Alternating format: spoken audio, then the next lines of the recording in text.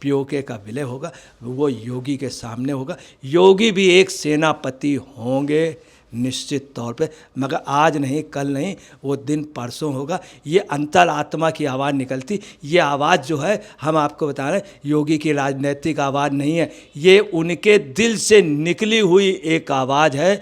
और कभी कभी आदमी के वाणी में सरस्वती का वास होता है।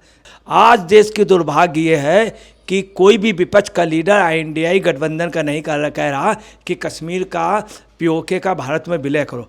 अब होना ही चाहिए कि कश्मीर पीओके से हमारे यहाँ प्रतिनिधित्व होना चाहिए, बाकायदे पार्लियामेंट में होना चाहिए, विधानसभा में वहाँ होना चाहिए।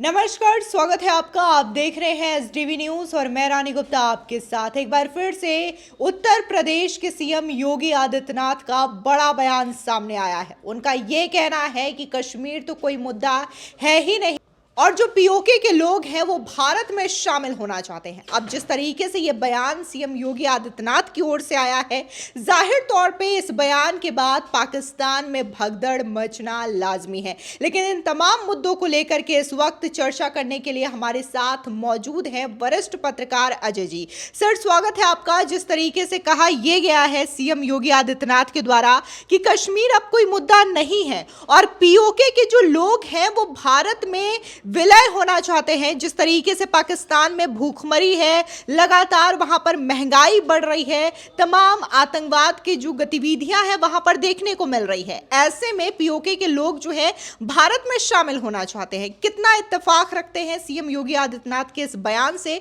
और आपको क्या लगता है कि आज के डेट में जो बार बार पाकिस्तान के द्वारा बात दोहराई जाती है कश्मीर को लेकर के, वो कितना वाजिब है?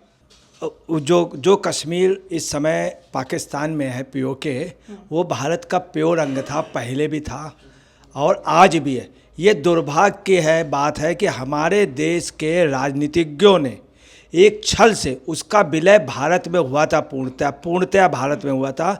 वह आपको बता दें, अंग्रेज़ों ने कश्मीर में कभी भी राज्य नहीं किया, न ही मुस्लिम्स ने किया। वहाँ राजा हरि सिंह, राजा गुलाब सिंह, इनके पूर्वज लगातार राज्य कर रहे थे। उन्होंने भारत में विलय किया था बगैर किसी शर्त का।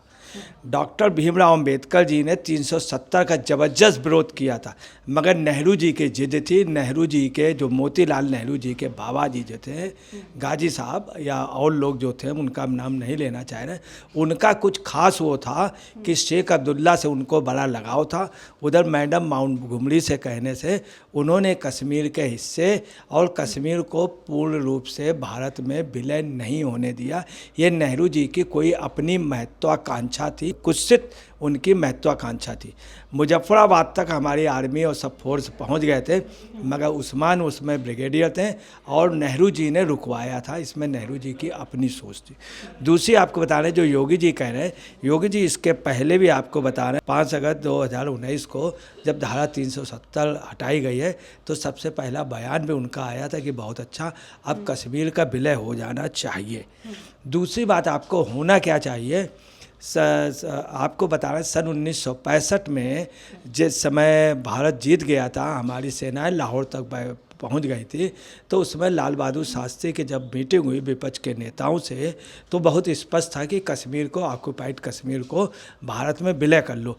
वो पूरे, मगर एक छल किया गया, यहीं के राजनीतिज्ञों ने एक छल किया, यहीं के राजनीतियों, उसी में कामराज वगैरह सब लोग पीछे से, वो पर्दे के पीछे से हुए और बहुत रहस्यमय परिस्थितियों में उनका कत्ल कर दिया गया, या जो भी हो एक रहस्यमय ढंग से उनका देहावसान करा दिया गया लाल बहादुर शास्त्री का, वरना उसी समय विलय हो जाता।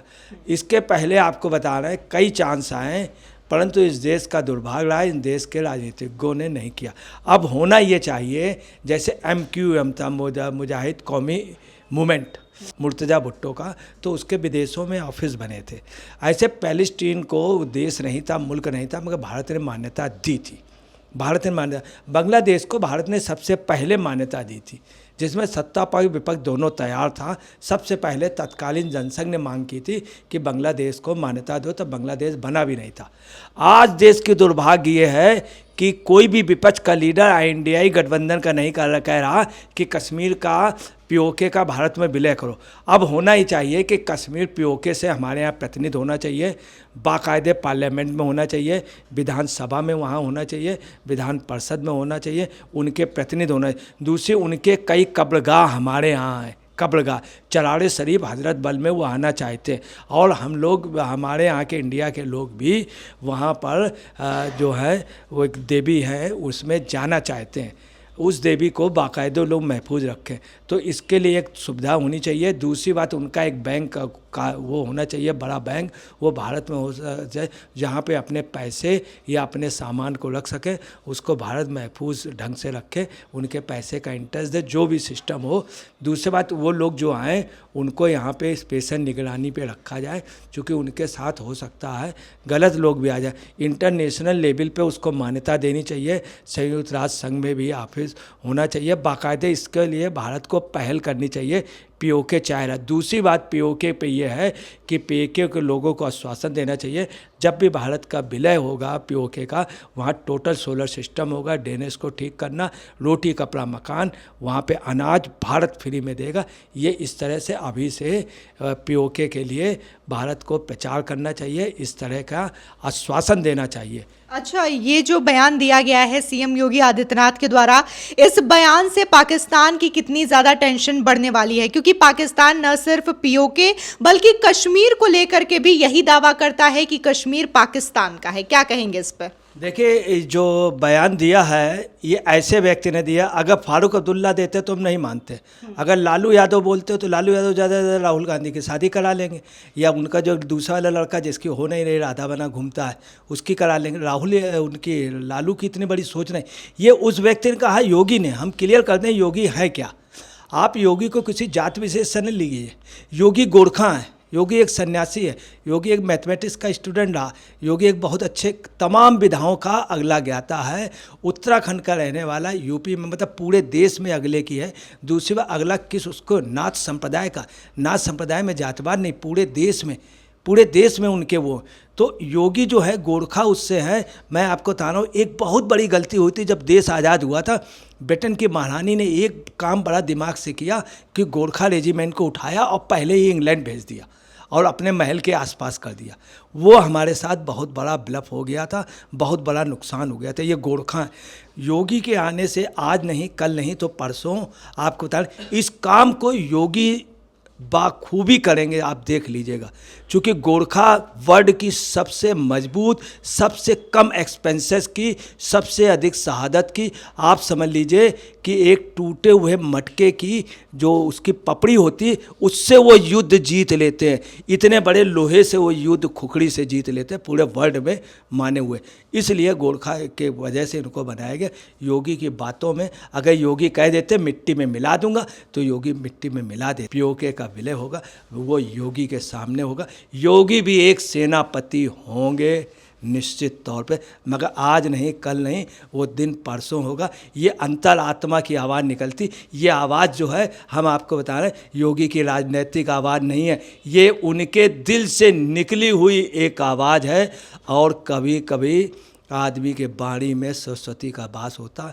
देख लीजिएगा, योगी ने जो चाय लिया है उसके लिए जुटे हैं, और उसके लिए, वरना एक बहुत छोटा सा अदना सा आदमी पूर्वांचल के माफिया से भिड़ गया और जुलूस लेके चला गया, चारों तरफ से घेर लिया गया, चारों तरफ से घेर लिया गया। अब मुख्तार अंसारी जैसे लोग, आप समझ, बहुत बड़ी चीज़ थे। योगी उस समय कुछ नहीं थे, वो आदमी प्रदेश का मुख्यमंत्री बन जाए।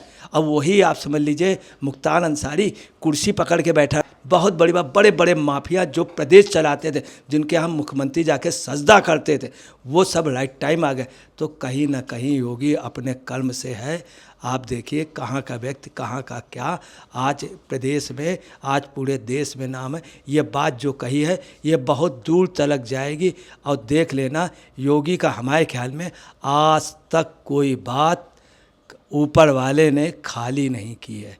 आज तक योगी की रिकॉर्ड है।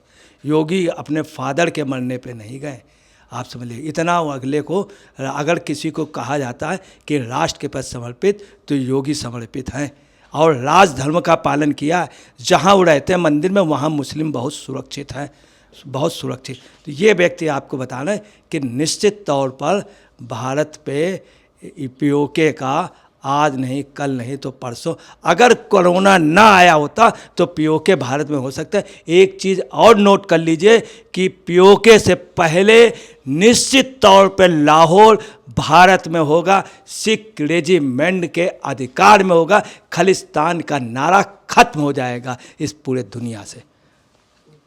फिलहाल इस पूरे मामले को लेकर के अजय पत्रकार जी ने अपनी राय रखी और जिस तरीके से बेबाक जो बयानबाजी होती है सीएम योगी आदित्यनाथ की, वो एक बार फिर से देखने को मिली कि कैसे उन्होंने सीधे तौर पर कश्मीर, जो कि बार बार पाकिस्तान के द्वारा राग अलापा जाता है, इसको लेकर के सीधे तौर पर यही कह दिया कि कश्मीर कोई मुद्दा है ही नहीं। फिलहाल इस पूरे मामले को लेकर के आपकी क्या राय है, हमारे कॉमेंट सेक्शन में ज़रूर बताएं।